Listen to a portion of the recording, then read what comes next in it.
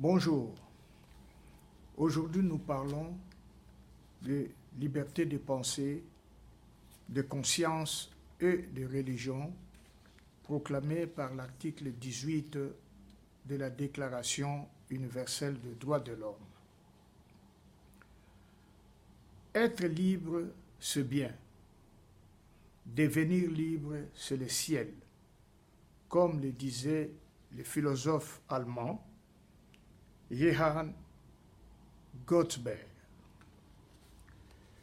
Ce qui montre à quel point la pensée de la liberté a inspiré les hommes. La liberté est un pouvoir d'autodétermination en vertu duquel l'homme choisit librement son comportement personnel. Elle consiste donc à opérer plusieurs choix entre plusieurs possibilités. La liberté n'est pas considérée comme un pouvoir de faire n'importe quoi, mais plutôt comme un effort moral au nom d'un idéal de perfectionnement et de dépassement de soi. Elle est généralement considérée comme le fondement du droit. Le droit et la liberté, comme disait le philosophe Hegel. La liberté de penser est un droit que possède tout individu de déterminer lui-même le contenu de ses représentations intellectuelles, morales, politiques et religieuses. C'est le droit de penser soi-même ses idées.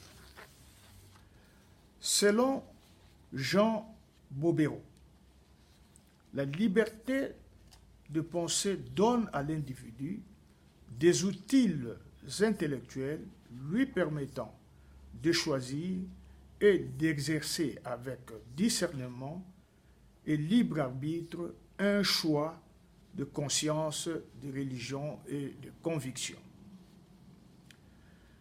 Quant à la liberté de conscience, qui englobe la liberté de religion et la liberté par rapport à la religion, elle désigne le choix fait par un individu des valeurs et des principes qui vont conduire son existence.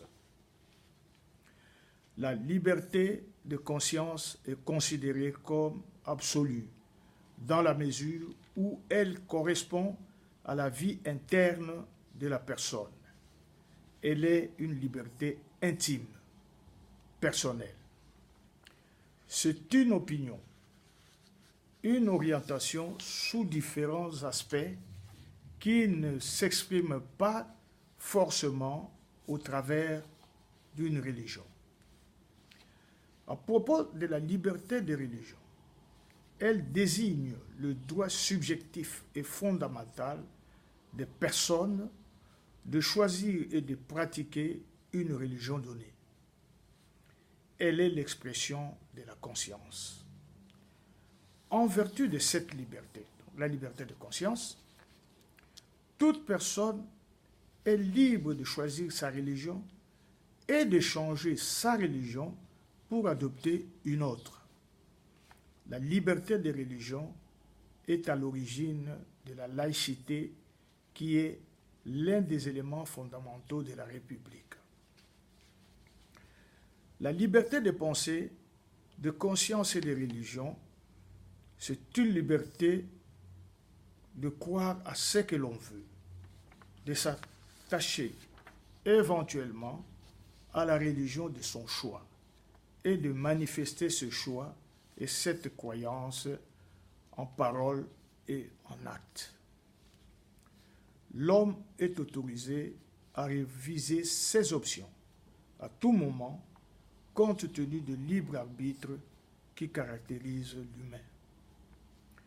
Cette liberté donc la liberté de pensée, de conscience et de religion, est proclamée par l'article 10 de la Déclaration universelle, l'article 18 de la Déclaration universelle du 10 décembre 1948, comme nous l'avons indiqué précédemment. Cet article stipule ce qui suit.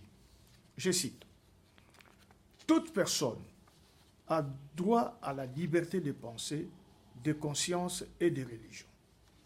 Ce droit implique la liberté de changer de religion ou de conviction, ainsi que la liberté de manifester sa religion ou sa conviction seule ou en commun, tant en privé qu'en public, par l'enseignement, le culte et l'accomplissement des actes. Fin de citation. Cette liberté est également proclamée par le Pacte international relatif aux droits civils et politiques dans son article 18 en ces termes. Je cite: toute personne a droit à la liberté de pensée, de conscience et de religion, ce qui implique la liberté d'avoir ou d'adopter une religion ou une conviction de son choix, ainsi que la liberté de manifester sa religion ou sa conviction individuellement ou en commun, tant en public qu'en privé, par le culte et l'accomplissement des actes, les pratiques et l'enseignement. Fin de citation. Nous retrouvons également la Convention des Nations Unies sur le droit de l'enfant du 20 novembre 1989, qui, dans son article 14, demande aux États partis de respecter le droit de l'enfant à la liberté de pensée, de conscience et de religion. Nous voulons souligner sur ce point qu'il y a plusieurs droits et libertés qui ne sont pas reconnus aux enfants, comme le droit au travail, le droit au mariage, le droit d'être enrôlé comme enfant soldat. Ces droits ne sont pas reconnus aux enfants. Mais on reconnaît aux enfants, à l'enfant ou aux enfants, le droit à la liberté de pensée, de conscience et de religion. Ce qui signifie que cette liberté est très importante. Le choix que l'homme opère dans le cadre de cette liberté est d'une manière générale plus ou moins encadré par les lois de lieu d'existence, c'est-à-dire dans le pays où il réside.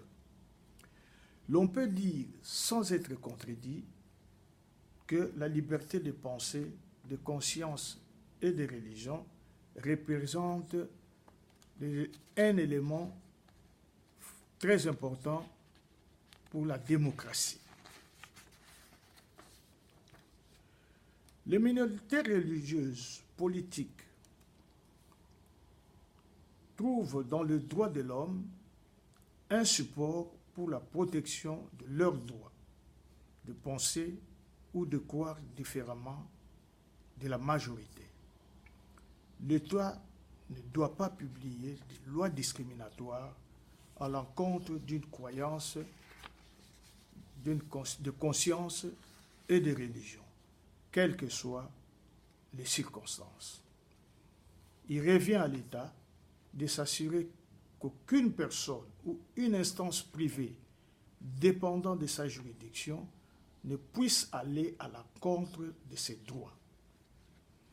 Il faut respecter la liberté de pensée, de conscience et de religion de chaque personne, ce qui peut éviter des conflits dans la société. Toute personne a le droit de penser librement et de pratiquer ou non sa religion, sans pourtant porter atteinte à celle des autres. On peut conclure que la liberté de pensée, de conscience et de religion constitue la liberté de ce que l'on veut, de s'attacher éventuellement à la religion de son choix, incarnée dans un groupement religieux organisé, et de manifester ce choix et cette croyance en parole et en acte. L'homme peut à tout moment réviser ses options, compte tenu du libre arbitre qui les caractérise. Il est reconnu à chaque individu la liberté d'avoir ou d'adopter une religion ou une conviction politique, voire philosophique.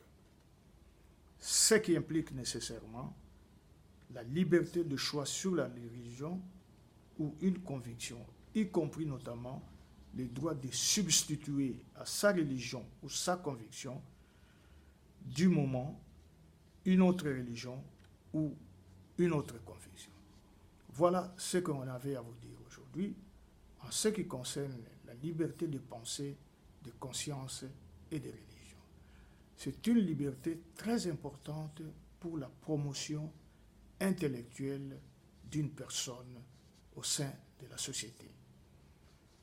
Nous vous remercions beaucoup pour votre attention et nous vous invitons à vous abonner davantage à notre chaîne YouTube Enseignons le droit de l'homme, la chaîne appartenant à notre organisation non gouvernementale, agence de diffusion du droit international humanitaire en Afrique centrale, qui a pour mission l'éducation aux droits de l'homme, la diffusion du droit humanitaire et la promotion de la culture de la paix.